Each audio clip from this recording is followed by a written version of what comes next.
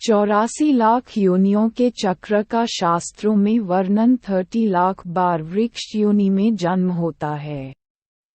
इस योनि में सर्वाधिक कष्ट होता है।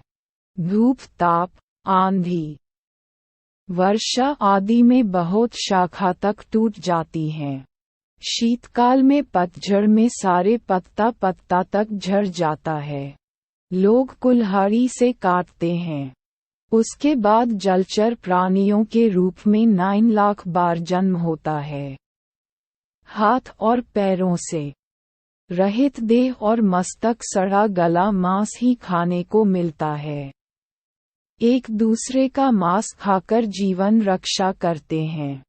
उसके बाद कृमि योनि में 10 लाख बार जन्म होता है और फिर 11 लाख बार पक्षी योनि में जन्म होता है।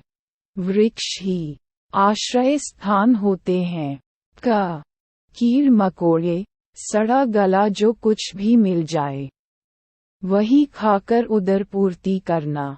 स्वयं भूखे रहकर संतान को खिलाते हैं और जब संतान उड़ना सीख जाती है तब पीछे मुड़कर भी नहीं देखती। काक और शकुनी का जन्म दीर्घायु होता है। उसके बाद 20 लाख बार पशु योनि। वहाँ भी अनेक प्रकार के कष्ट मिलते हैं।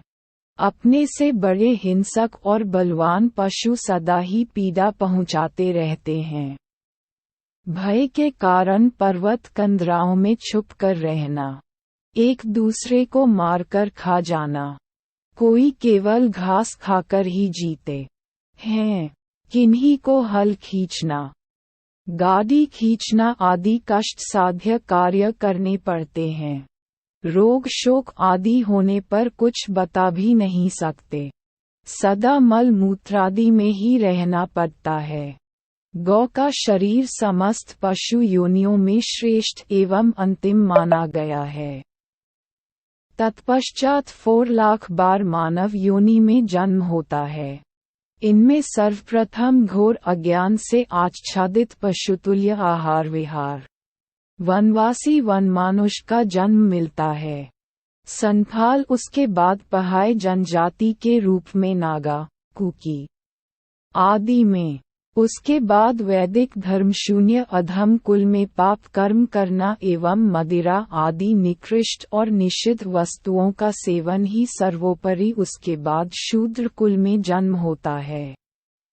उसके बाद वैश्य कुल में, फिर क्षत्रिय और अंत में ब्राह्मण कुल में जन्म मिलता है और सबसे अंत में ब्राह्मण कुल में जन्म मिलता है। ये जन्म एक ही बार मिलता है। जो ब्रह्मज्ञान संपन्न है वही ब्राह्मण है। अपने उद्धार के लिए वह आत्मज्ञान से परिपूर्ण हो जाता है। यदि इस दुर्लभ जन्म में भी ज्ञान नहीं प्राप्त कर लेता तो पुनः 84 लाख योनियों में घूमता रहता है। भगवत शरणागति के अलावा कोई और सरल उपाय नहीं है। यह मानव जीवन बहुत ही दुर्लभ है। बहुत लंबा सफर तय करके ही यहाँ तक पहुँचे हैं।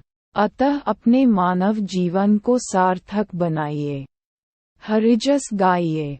जय श्री गणेश।